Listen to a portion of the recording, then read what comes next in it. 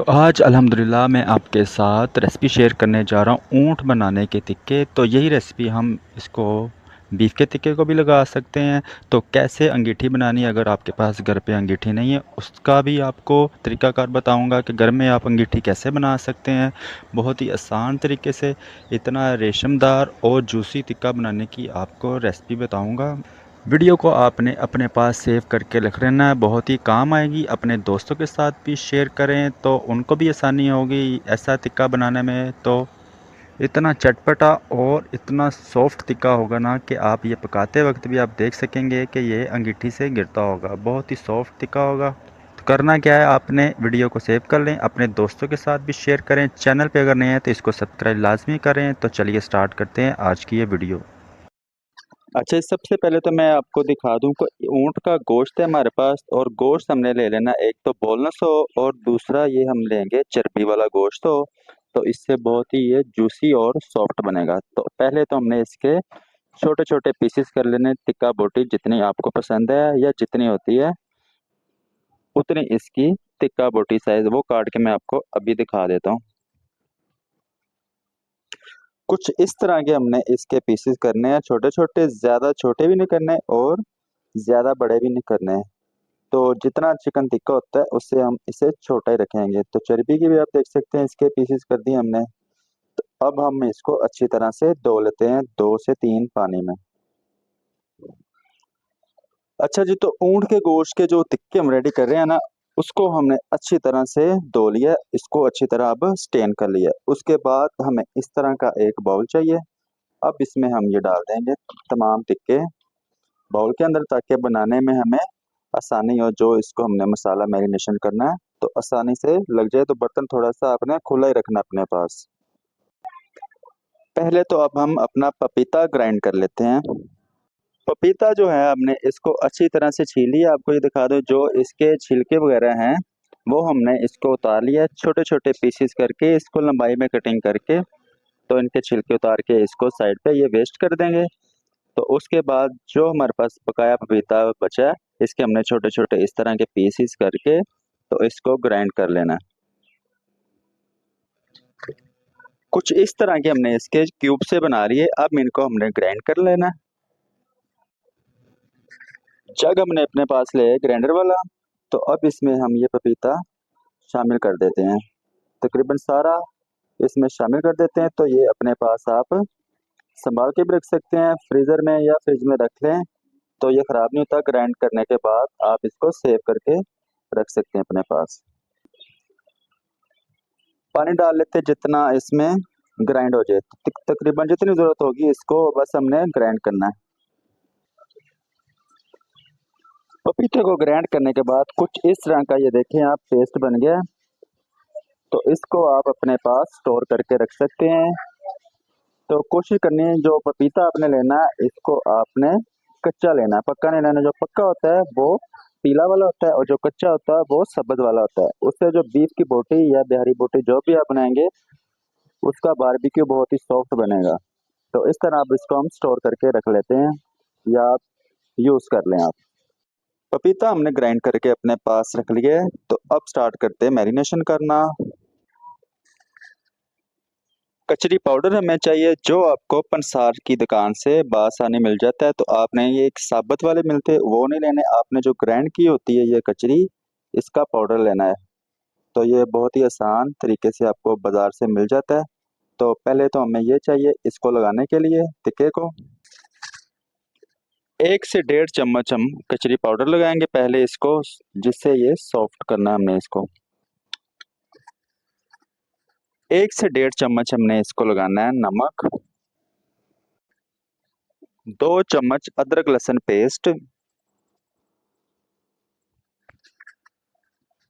अब हमने इन तीनों चीज़ों को अच्छी तरह से मिक्स करना है।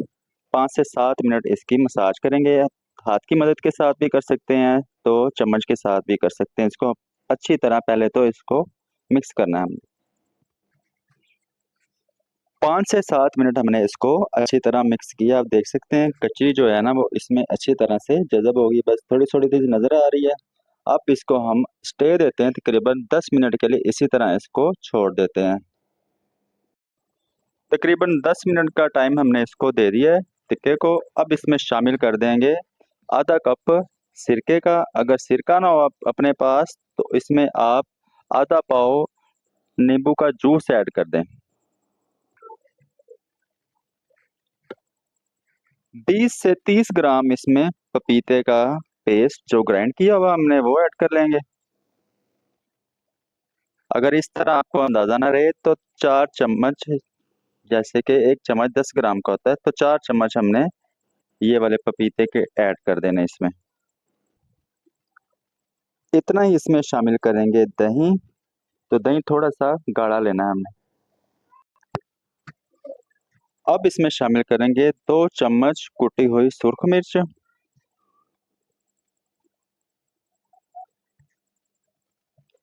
1 टेबल स्पून इसमें शामिल करूंगा पिसी हुई लाल मिर्च। तो मिर्च इसमें हम थोड़ी सी कम रख रहे हैं।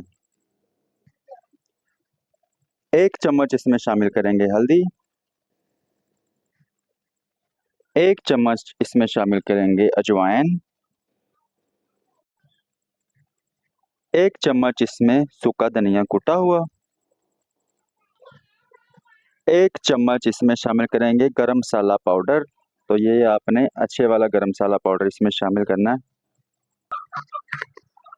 अब ये तमाम चीजें हमने अच्छी तरह से मिक्स कर लेनी है चम्मच से या हाथ की मदद के साथ अच्छी तरह से इसको मिक्स करेंगे अब। अच्छा जी, कुछ इस तरह से इसका कलर आया। अच्छी तरह से मिक्स करने के बाद अगर आपके पास टाइम है तो इसे 4 से 5 घंटे का टाइम देंगे, स्टे देंगे, ताकि अच्छी तरह से ये टेंडर होने को रेडी हो जाए। तो अगर आपके पास टाइम नहीं है तो इसको 1 घंटे बाद या 1.5 घंटे बाद आप कुकिंग कर सकते हैं। मतलब कि इसको बारबेक्यू कर सकते हैं आप। तो मैं इसको थोड़ी देर स्टे देता हूँ, तकरीबन 2 से 3 घंटे के लिए फ्रीजर में रखने के बाद। तकरीबन 4 से 5 घंटे हमने इस ऊँट के टिक्के को फ्रीज़र में रख दिया था। तो अल्हम्दुलिल्लाह ये अच्छी तरह से फ्रीज़ भी हो गया है। तो जब तक ये सॉफ्ट हो जाता है तो हम अपने कोयले जला लेते हैं। अच्छा जी, अल्हम्दुलिल्लाह कोयला हमने जलाना स्टार्ट कर दिया है। तो अंगीठी इस तरह की हम अर्जेंटी बनाएंगे। ये देखिए घर में ईंटें वगैरह होती हैं तो इस तरह की अंगीठी भी आसानी से बन जाती, कोई मुश्किल नहीं होती। कुछ इतने साइज़ की हमें अंगीठी बनानी है। जितने ही आपकी सीखें चौड़ाई का भी फ़र्क होता है तो सीखों के हिसाब से आप इसकी चौड़ाई रख सकते हैं। तो अल्हम्दुलिल्लाह हमने इस तरह की इसकी। अच्छा जी, जब तक कोयला रेडी हो रहा है उतनी देर हम ये सीखें भर लेते हैं। तो इसको हम भरेंगे एक चर्बी वाली और एक बोटी वाली साइड इस तरह। सीखें अल्हम्दुलिल्लाह हमने तमाम सीखें ये भर ली। आप देख सकते हैं इस तरह हमने स्टेप बाय स्टेप सीखें जोड़ते रहना एक दूसरे के ऊपर। तो इसका तरीकाकार भी यही होता है कि सेंटर में से हमने ये सीख डालनी होती है बहुत ही एहतियात के साथ इस तरह से।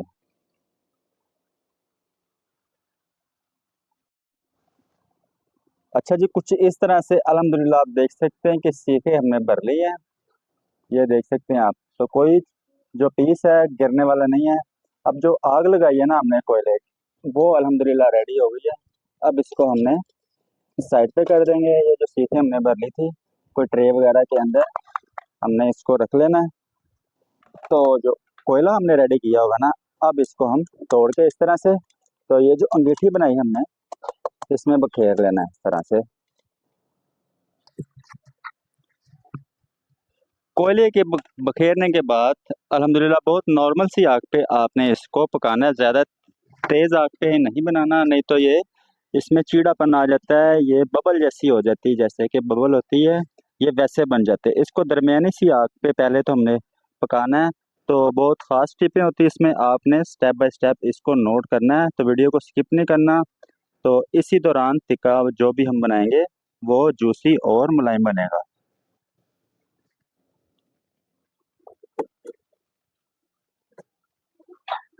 3 से 4 मिनट पकने के बाद टिक्का जो हम रेडी कर रहे हैं इसकी आपने साइड जो है ना वो बदला देनी है। तो उसके बाद आपने फिर इसे 3-4 मिनट पकने देना है ताकि इसकी दूसरी साइड भी पक जाए।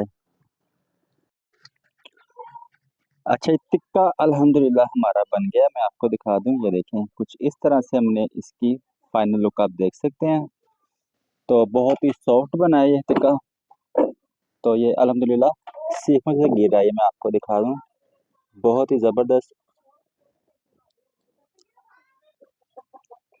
तो स्टेप बाय स्टेप आपने इसको इस तरह रख देना ताकि ये कुछ जो कमी पेशी रहेगी ये अपने स्टीम में भी पक जाए। तो इसके साथ दही वाला रायता बनाएं और नान मंगवाएं, बहुत ही ज़बरदस्त इसका जायका होगा। तो कमेंट्स करके मुझे ज़रूर बताएं। तो इसी के साथ हमारी वीडियो होती है मुकम्मल।